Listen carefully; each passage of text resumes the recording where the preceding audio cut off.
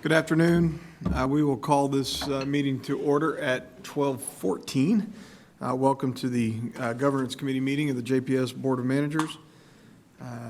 First round of business here. Are there any citizens wishing to address the committee? There are none. Secondly, we'll move for approval of the minutes from October 26th, 2017. I know it's been a while since we've met. Your minutes are attached in the board portal, and we're available for you to review any changes or amendments. Second. Approval by Mr. Bose and a second by Dr. Weber. All in favor? Aye. And any opposed?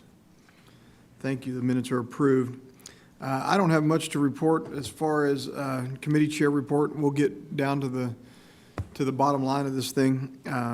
Some exciting updates with our ERM as we go from implementation to our ongoing maintenance portion of that. So, Ron, if you want to come ahead and begin your ERM update, I will let everyone know, excuse me, that we will have an executive session once we are complete with these updates. All right. Go ahead, Ron. Thanks. Thank you. Let's see if I can get this going here. Okay. So, I know it's been a while since we've met, but there are some good things that we have done in the ERM front, and you'll be hearing a couple of new updates today. What I wanted to start with was to talk about, in the past, you've seen these chevrons up top of this slide, which I've been presenting as how we've been progressing and implementing our ERM program since I've started. What I wanted to do today was mark this as a milestone, and that we've completed our initial implementation of the ERM program, and now we're moving into ongoing risk management. What you've seen over the last several meetings is several of these risk summaries for these top 10 that we've identified a couple years ago. Today you will see the last two of those, and then I'll talk a little bit about what this means going forward, but also get your input into if there's additional risk areas that we possibly want to add from an ERM perspective. Before I move off the slide, a few key accomplishments since our last meeting. We have transitioned, as I mentioned, these top 10 ERM risks to the executive owners related to their respective areas. We've linked the organizational goals, which you've seen through the AIP and some other metrics, to these risks. So each of these top 10 have goals that they're linked to. We've implemented, as I've mentioned before, software to automate the ERM process, which is called the GRC software. And then we've aligned ERM with the JPS strategic processes. So as a reminder, those strategic processes are some ongoing organizational committees in data governance, strategic operations, and project governance. And so ERM is incorporated in each of those. In terms of what the ongoing process will look like, one of the things I've mentioned to the committee was that in order to have a sustainable program, you have to follow an established framework, and there's a lot of frameworks out there. The graphic that you see on this slide is the ASHRAM framework, the American Society of Healthcare Risk Management. I like it because it's very clean, it's clear, and it's concise. And many of these frameworks are very cumbersome. And so what we'll do going forward is develop kind of follow this process of identification, assessment, response, and evaluation across our ERM program. And so what you'll see is something different than you've seen before. Obviously, we've focused on these top 10, and you've seen summaries of those, and you'll see the last two here today. But one of the things that we'll do ongoing that you'll see is that we'll have goals around our program to enhance that as we move through greater maturity. And so the goals for this year under each of these are, one is that if y'all recall 2 years ago, we started this whole journey with an identification of around 50 or so overall risks that we call our risk inventory or risk universe. And then from those 50, we had various meetings that got to the 10 that we've looked at over the last year or so. Well, we know more now than we did before, and so it's time to refresh that a little bit And so I'll be presenting to you a kind of a refreshed risk inventory, but I'll also be reaching out to each of the board members on, to have individual meetings on where each of you are in terms of, are we focusing on the right things? Is what we're seeing and presenting with ERM what you intended? And are there potentially any additional risks to add that we want to focus on? Well, that's what number 2 represents, is updating the ERM assessment. That's a part of that update. Number 3 is developing the risk profiles for those new key risk areas. And number 4, which is the providing ongoing status reports. And so, as you recall, every one of these meetings we've had one of the 10 being focused and highlighted. But now that we've done that, what my plan is to have a one-page view, so that you can see all 10 of those all in a one-page view. I'll try not to make it too busy, but also because we now need to know how the organization is doing. Now that we presented all these, how the organization is doing in mitigating the risk around each of these 10. And so there will be updates around a kind of a dashboard view. We're going to be using our new tools that I mentioned before to try to do that. And so that will be one of the goals for this year. I'd obviously certainly like your feedback to see if it meets your expectations as well. And then also quantifying the risk management process. This, I will tell you, is the hardest part of this whole program, is quantification, because at the end of the day, you can have a lot of good discussion around, here's what our risks are, here are the things that we're doing, but what specific impact is those having either in financially, process improvement, savings, those kinds of things. And sometimes some of these don't lend themselves to quantification, but the literature suggests that, to get to a more mature program, we have to get toward how can we quantify our progress that we're making in risk management. And so that'll be kind of the next step of this. So I'm going to stop there. Is there any questions on that? I have a question on, as we looked at our risks last year, and some of the things that happened, did they fall into the risk categories that we had identified? Some of the things that happened. Yeah. I mean, we had a risk assessment, and we identified some different risks. And then we had, over the year, we had some situations. Did they correspond to the risk? Oh, I see what you're saying. Or we haven't correlated that back? Yeah, well, you're right. That's a good point. There are events that occurred this past year that some correlated directly to the top 10. Without going into too much detail, we'll take clinical quality as an example. One of the, as a board, many of you have, been getting updates on the clinical quality metrics. And then I know in closed session for the quality committee, you talk about events that happen, patient events and safety events. And so, and I know we have changing leadership with quality, but one of the things when Dr. Rosini was here and now post with Mona and others is how do we incorporate what we know? This is your point, I think. How do we incorporate what has occurred and what we know into our risk management process? Now, I'll be honest with you. I think we can have more work to do there, and I think that there's also some areas outside of those 10 that occurred. So I'll give it a good example here right now today. Is I talked to Melinda and David, for example, about just all the things that you're hearing about cyber risk, right? Cybersecurity in particular. It's in terms of, the healthcare data has a very high street value to it if it's stolen, more so than a credit card. And we have talked around security in terms of some of these updates, but and I know David and Melinda are here, but what we discuss is that we think that maybe cybersecurity possibly should be elevated to an ERM area of focus as an organization, because as the industry, it's not to say that it's a burning platform that we don't have controls, but as an industry, it should be an area of focus. And I was going to bring that before you all. I don't have a slide on that today, but that's an example of something that fell outside potentially. Well, I hope when you update us in our future meetings, I would like to see more of, when we do a risk assessment, are we really identifying those high risk? I know we can always time back into the 8 boxes. They always would fit in there. Mm-hmm. But as a part of our risk assessment, did we identify that under that box? because certain things happen over the year, I would believe that that would be something that should have been identified as a high-risk area. And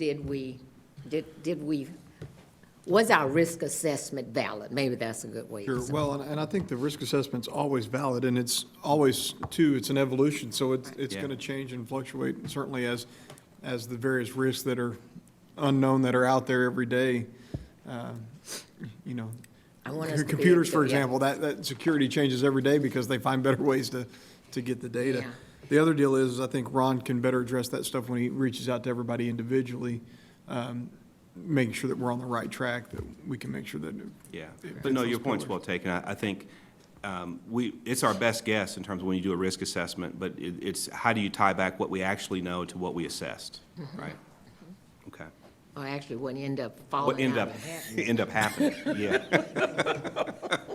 Exactly. So what I'm going to transition into now is these are the 10 that we've been working with for the past year.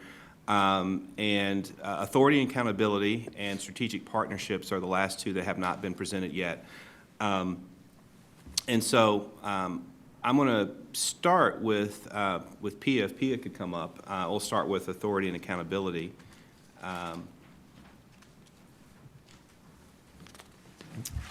And as a reminder, this area of risk in the JPS vernacular, you know, is kind of around owning it, you know, within our 3 rules, and relating to how we as a workforce, you know, are accepting proper levels of authority and accountability, how we don't take unnecessary or unacceptable, as is in the definition, compliance or business risks, and how do we hold members accountable for when those situations occur. So I'm going to turn it over to Peter to touch on a few items. Yes, thank you.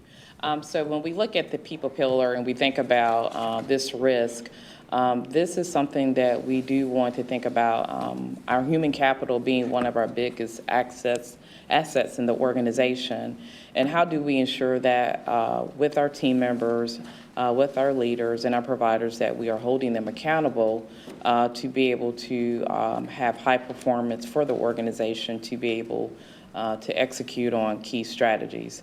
So when we look at that and we think about those things, when we looked at the strategies to make sure that they align appropriately with the people pillars, a couple of things that we identify in those strategies was, number one, was promotion of the JPS rules of the road. And our organization is very clear of that, and that is part of our performance management system that we constantly communicate to our employees. And this is something that is discussed in that onboarding process, and is also part of the 30, 60, and 90-day meetings that leaders should be holding and continuing to do with their leaders until the one-year evaluation as well. When we think about the key pieces with this, with our performance management system, we want to make sure that we have a lucrative system where we can be able to provide feedback to our team members as well as our leaders, to make sure that our leaders have the tools necessary to provide that feedback. So with that, we have instilled in that system that 30, 60, 90-day, ensuring that the leader is sitting in front of the employee, making it two-way communication to provide that feedback. And that's a time, too, where the team member is giving us feedback as well as giving feedback to ensure that these individuals are the right fit for the organization. For the organization as well, we do have leadership acceleration programs. We implemented one probably about 3 years ago, and that has been a complete success for the organization, where we have provided tools necessary for leaders to understand what is employee relations, what are the laws that they need to follow day to day, to make sure that we are providing positive employee relations, and what are some key things to assist them in being successful, to make sure that we have an engaged workforce. And with our leadership program too, as well with two, this is something that has been great, and we designed that process for leaders that have graduated from the Leadership Academy 1 into the 2, and they can do that at their own time, but it's great and it's advanced. And it provides them different tools to be able to take back into their workplace to implement day to day. As we communicate to the organization, we have great engagement programs. We do so many great things for our employees, but that key measure is when they're in the department each and every day. What experience is the leader providing to the employee to make sure that they're having a good employee experience? And also, too, to ensure that with our employees, too, that they have a key understanding of what their essential functions are day to day in their roles. With our employees, when they know what the expectations are, how those are set, they have seamless performance. And that's when they have the ability to perform at a standard and being able to execute on metrics that are needed for us to be a successful organization. Also, with that is just a high piece of engagement. And when we think about our employee engagement survey and all the great things that we have done as an organization, the engagement survey is a tool that we like to utilize to ensure that we're hearing from our team members, that the organization has the ability to provide feedback. And again, it's about that two-way communication so that we can be able to focus on what we need to do as an organization to stay an engaged workforce so that we can continue to go for recognition such as modern healthcare, DFW, best places to work. So when we think about this strategy and think about the risks that we need to do day to day, to make sure that leaders are held accountable, that team members are held accountable as well. We want to think about what are those key tools, and these are the tools and strategies that we wanted to focus on to be able to implement day to day for the organization to be successful with our team members. Yeah. Are there? And I'll just add, I know that we partner greatly with HR, compliance does too, when we come across either hotline calls or other matters that many of them are HR related, but the purpose of the hotline in the first place is to give people an anonymous way of reporting issues without a fear of retaliation, and those would be investigated in a confidential and appropriate way. And so that's all a part of the authority accountability piece as well. Questions? Anybody have any questions? Okay. Thank you. Thank you. Good job, Pia, thank you. Thank you. We'll now transition to the strategic partnerships area. I know Robert's not here. I don't know if Scott or Bill, if you want to say a few words on this one, or do you want me to summarize it for you? Okay. Bill wasn't jumping up and Scott said, you're fine. Okay. I'm good. Okay. Well, in this area, we look at who are our strategic partners to JPS. As you recall, when we picked this one, this is one of the only 10 that is in the strategic risk area. All the others fit within one of the pillars specifically, and so, which is the reason why we have Robert and Bill as the risk owners for this one. But this one deals with the risk of loss of our strategic partners, or adverse relationships, more like, with our strategic partners. And so, as you look at this particular one, it's how do we fulfill our mission to partner with the population health, for example, for Tarrant County. So when we looked at these particular risks, we looked at various inputs, and I'll talk a little bit about it. We looked at the CHNA work that's being done, the community needs assessment that JPS has done, the partners that were identified in the Blue Ribbon Commission work that was done, and as well as what our known partners are, whether it be academic partners with UNT, TCU, and others, as well as residency programs and others. And so what we tried to do here was list these risks in terms of not necessarily listing individual partners, but listing the what could go wrong statements if we didn't maintain adequate relationships with those various partners, which includes our physicians and our physician organizations, where number 4, where it says challenges to attract and retain healthcare talent for Tarrant County, including residents and other learners. As you've heard in other presentations, the challenge of getting residents to stay and practice here after they finish their residency programs, and that being a risk. The other area I would point out is something probably a little less thought of, but the potential lack of support for our legislative agenda and community and political leaders. And so, while we're not it's important for, to tell the JPS story to, obviously, our county commissioners, to you as board members, but also whether it relates to 340B, which I'll talk a little bit about in the compliance update. That's a federal program. There was consideration about changing that program. What impact would that have on JPS, given that it's, nearly, I think, $50 million impact on us and our patient population? So it's telling the JPS story to these key stakeholders to understand how it not only impacts JPS, but thereby our patients and patient populations. And so the last thing I would say is in terms of, well, what do you do to mitigate those types of risk? And so some of the things that we developed was, nurture effective relationships with those partners, obviously. Contract and employ physician groups that share our focus on quality and patient care. I think there's been a lot of discussion, I know about that in the quality committee as well. Develop a widespread community awareness of JPS contribution and services, that we are a key contributor to the Tarrant County community, and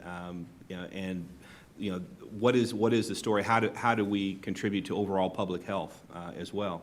And then also engage the community-wide population health, and this has been a long-standing discussion in terms of, how do we get people to have care at the right place at the right time in the right setting, and being able to do that for the community that we serve. So these are some initial thoughts. I know this one is of the ones is probably a little less concrete in terms of metrics, but I would argue this is as important, if not more important than the others in terms of our focus and where we focus at JPS. So I hope I did a decent job of summarizing that on their behalf.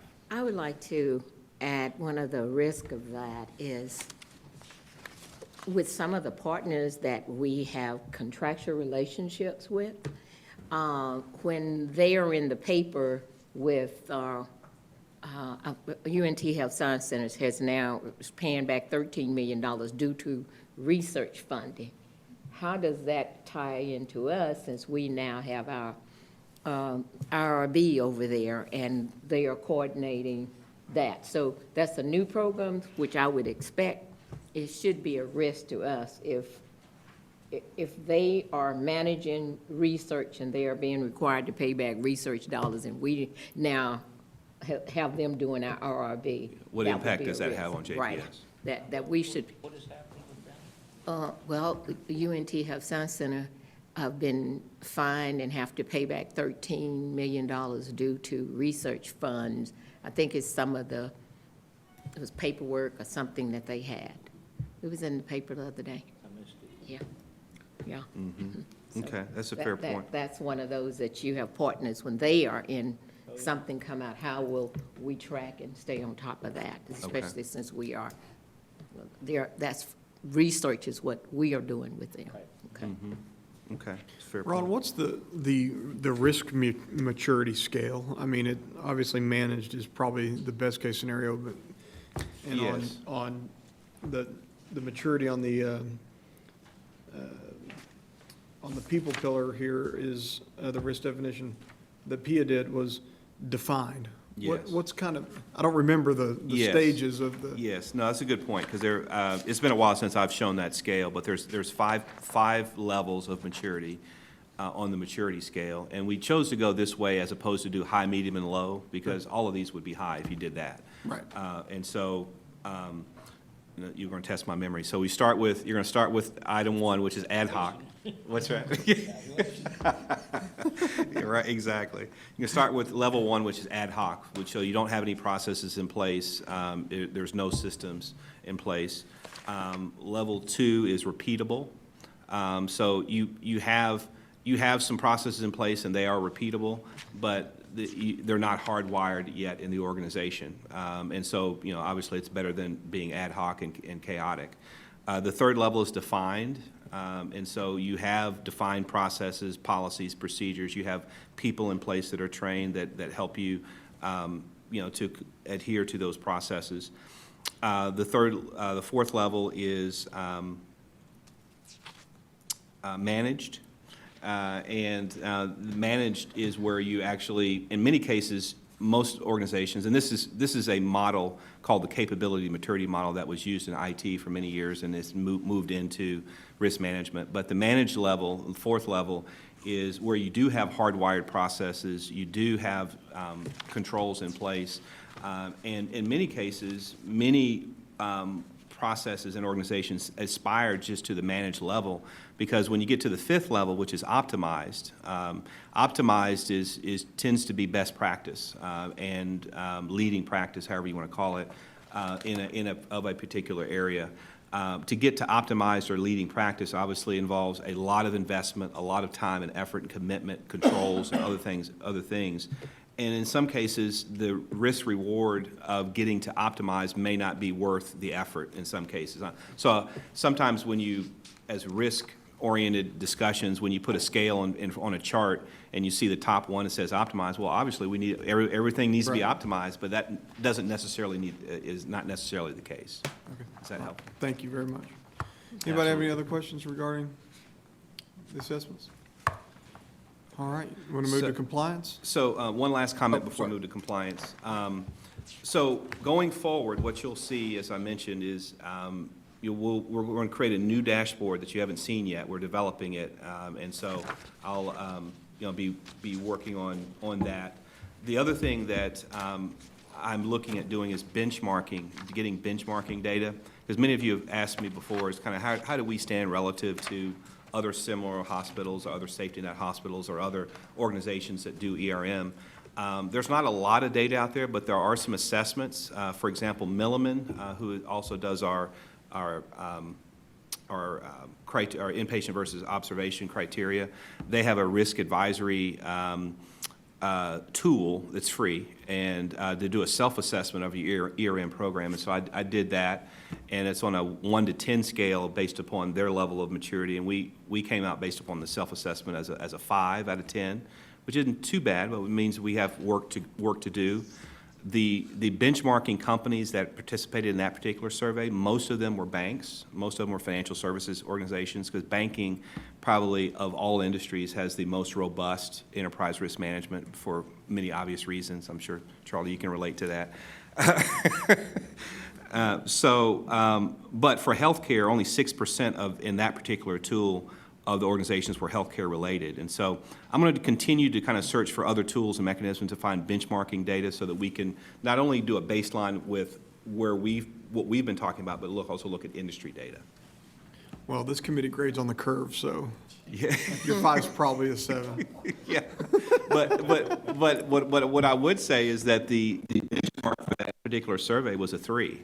So we're a couple of notches above the benchmark, mainly because we meet so often as a group. So the governance committee meets every other month. Most organizations don't present risk data, but twice a year or something of that nature. So by the fact that we have this in place, it's given us credit for that. So Very good. all right. So Anything else regarding ERM? no. All right, That's it. compliance. Thank you. All right. This is a video, right? Just about, yes. Yeah, okay. So, and we're going to play a brief video With sound this time. of the this is. I wasn't Rob going. promised that he would have sound today. So. Yes. So this is the OIG's year in review for 2017. It's a brief 2-minute video, and I thought it would be a good summary as opposed to me picking out certain highlights. So we'll go ahead and.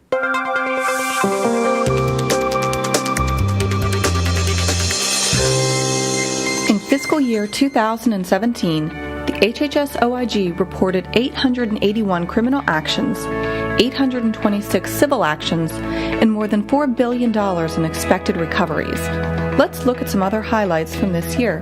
In May, eClinicalWorks, one of the nation's largest electronic health records vendors, agreed to pay $155 million as part of a settlement with the federal government. This resolved allegations that the company violated the False Claims Act by misrepresenting the capabilities of its software. It was the first civil settlement that OIG had with an electronic health records vendor. In July, OIG took part in the largest healthcare fraud takedown in history. More than 400 defendants in 41 judicial districts were charged with participating in fraud schemes involving about $1.3 billion in false billings to Medicare and Medicaid. 350 OIG agents took part in this highly coordinated and data-driven effort. The day of the takedown, OIG released a data brief on opioids in Medicare Part D, highlighting concerns about extreme use and questionable prescribing. It presented data on beneficiaries receiving extreme amounts of opioids, and it also identified prescribers who had questionable opioid prescribing patterns. In August, OIG released an early alert to warn citizens of potential cases of patient neglect and abuse in skilled nursing facilities. These potential cases involve failure to provide necessary medical care to patients and even occurrences of physical abuse and sexual assault. Finally, OIG testified before Congress to discuss topics like health IT security, the Personal Care Services Program, and Medicare and Medicaid program integrity concerns. Stay connected with the HHS OIG by signing up for email updates and following us on Facebook, Twitter, LinkedIn, and YouTube.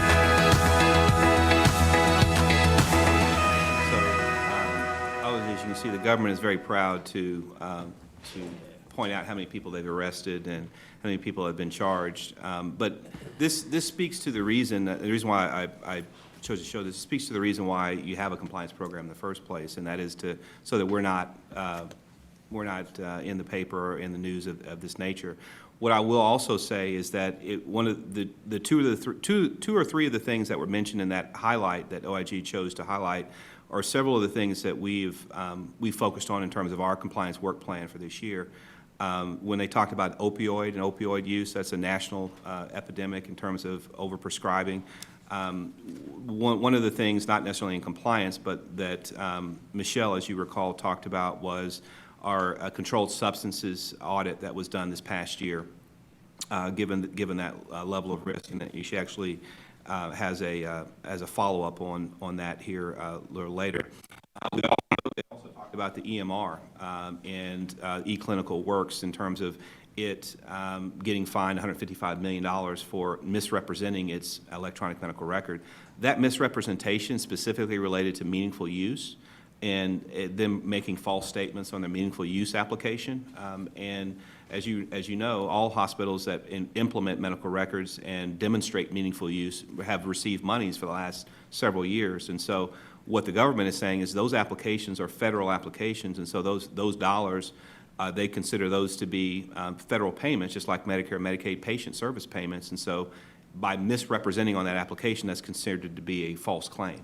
And that's how they're going after organizations, and that's the avenue that they went there. And so I know in our case, I know we have David and Melinda here both, but I know we have a pretty strict process in what our application process for meaningful use dollars is. Compliance has always thought that the government would eventually get to this point, and now that they are, because this is pretty large dollars that are being paid to organizations for EMR. So in terms of key compliance program updates, a few very positive things are happening. We have a new team member in compliance. It's a 340B compliance analyst. Our prior person had left the organization. This person, her name is Audrey Williams, comes to us from another safety net hospital in Mississippi. She was the 340B leader for that organization. She also went through a HRSA audit, which is, we're in the window of having a HRSA audit to look at our 340B program. So we're really happy to have her join our team with her expertise. What is it, HRSA? What's that? What does HRSA mean? Oh, that's the regulator. So that's the health. You test my memory again, but basically HRSA is the regulator for 340B. Yeah. 340B drug discount program mock audit. I've mentioned this before, but Poneman, who we've used with our Maxor pharmacy operation, was contracted to do a mock audit, so preparing for a HRSA audit. So they would stand in the shoes of the regulator to go through that process to prepare us for when the government audits our program. And so we just kicked that off on we will kick that off on March the 13th. And so that process is underway, and it's great that we have Audrey to be here to help us with that as well. Yeah. So have like compliance side for 340B also as well. So this is just not a layer on. That's exactly right. Yes. Yes, that's an excellent point. Yeah, Maxor has its own compliance feature as well in addition to that. Annual conflict of interest, it's that time of year again, and everybody looks forward to that, to filling out their conflict of interest statements.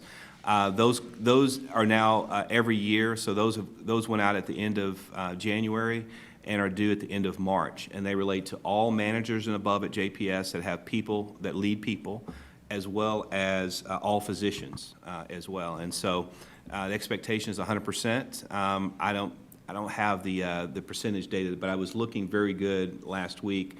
And we get the highest percentage of compliance in the first 2 weeks or 2 or 3 weeks that these go out. IMRT, which is a cancer treatment, specific cancer treatment.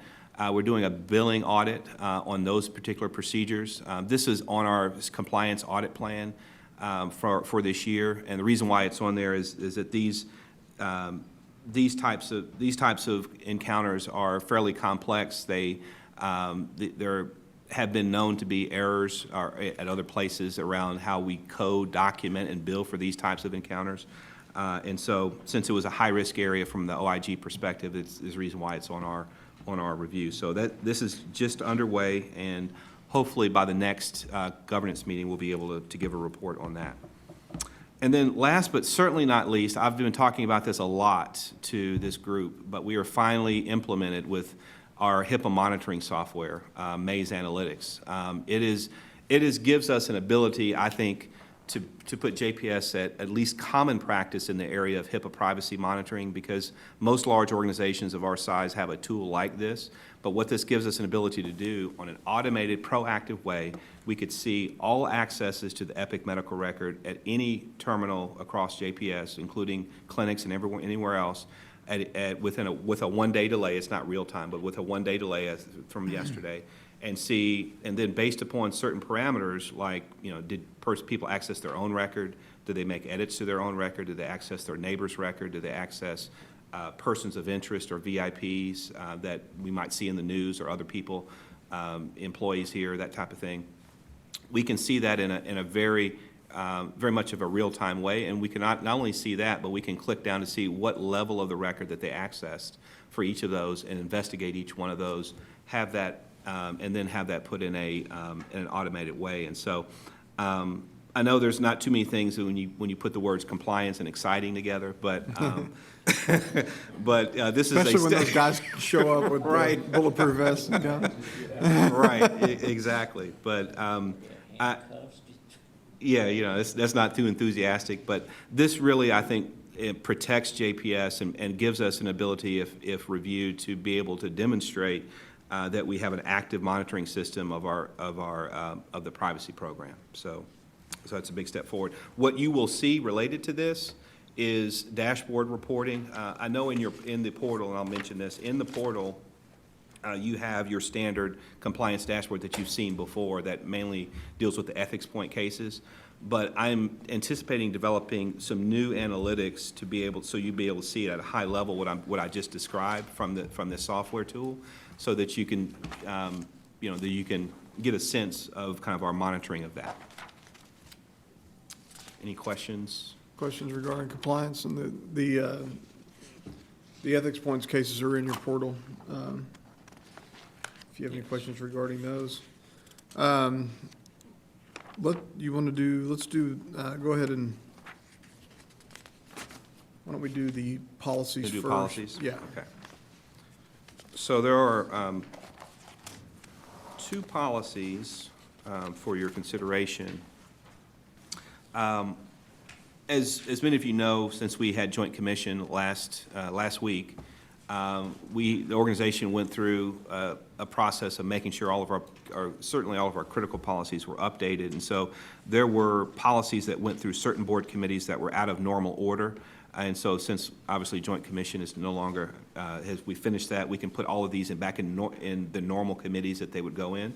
So this first one is Privacy Policy 100, dealing with the confidentiality of healthcare information policy. This is our overarching privacy policy. Attached to that are, I believe, 16 or 17 specific, privacy procedures that are related to that. And so this was up for renewal, for the 3-year renewal cycle. You can see the clean version in the red line of PRV 100, which is primarily grammatical. There wasn't any substantive changes to that. But General Counsel did review that, as well as all the associated procedures that are in the portal as well. And so, again, this was up because it was it met the time frame allowed. I know, Corey, did you want to say anything more on that? Okay. All of the policies, everything that's listed, we only have one we need to approve. Is that it? Yes, Okay. because all the rest are there for your reference are procedures. Procedures. Now that I've read all those. Then I've got a couple quick. So you need approval of this actual policy? Yes. Then I'd make a motion we approve. All right, well, motion by Dr. Weber and a second by Chairman Powell. Sorry. Got a motion and a second? All in favor? Any opposed? And the motion passes. Okay. Bankers should probably have the most compliance. People looking at them. Especially that one. Yeah. I appreciate Ron's comments about my profession. I've been doing it for 30 years, not saying I'm very good at it. But the reality is, I'm never there anymore. I'm over here. So I'm very concerned about the policy over here too, Chuck. Thanks, Ron. Yeah, sure. The next one is LD 1000, Orientation and Continuing Education. This one is recommended for archival.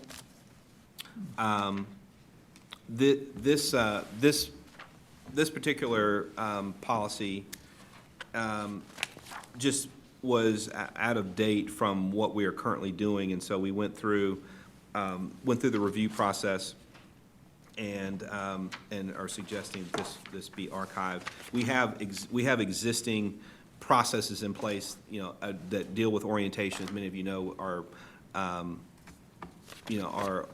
orientation, for Board of Managers, senior management, and leaders of the organized medical staff kind of take place in separate kind of categories. And so this one is recommended for archival.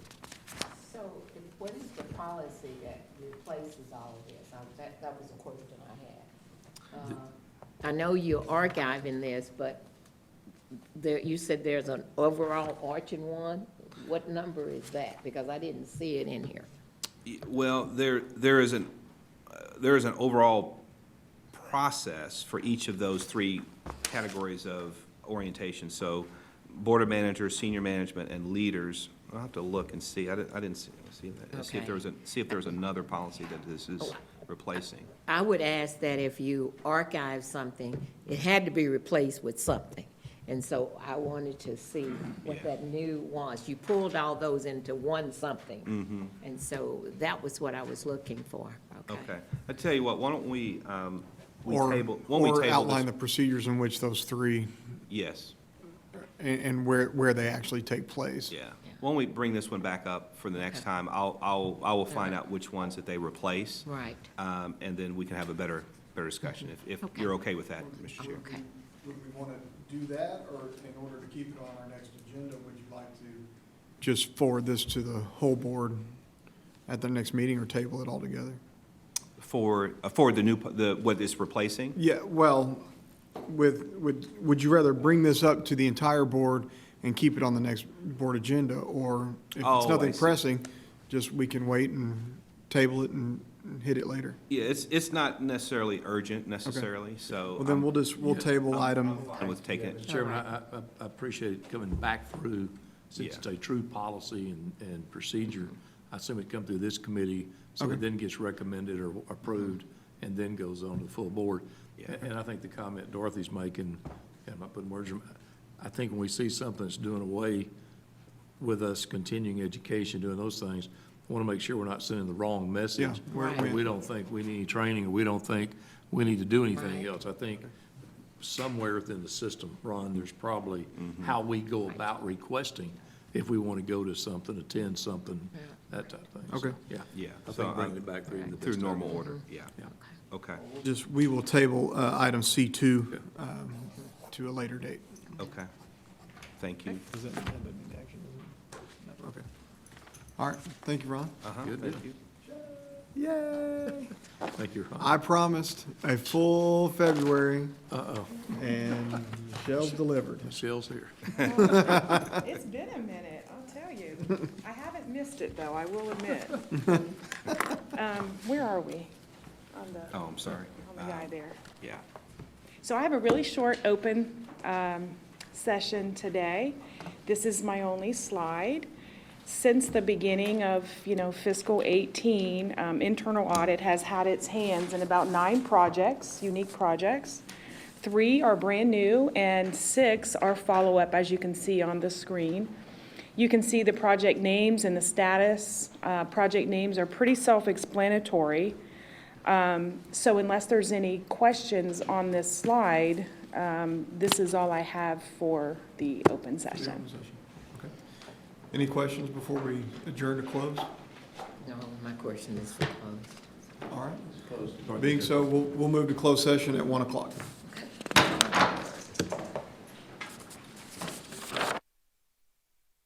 Sound to All right, are we, okay, there we go. It is 2:08. We will adjourn we will reconvene into open session, and being no further business, we will close.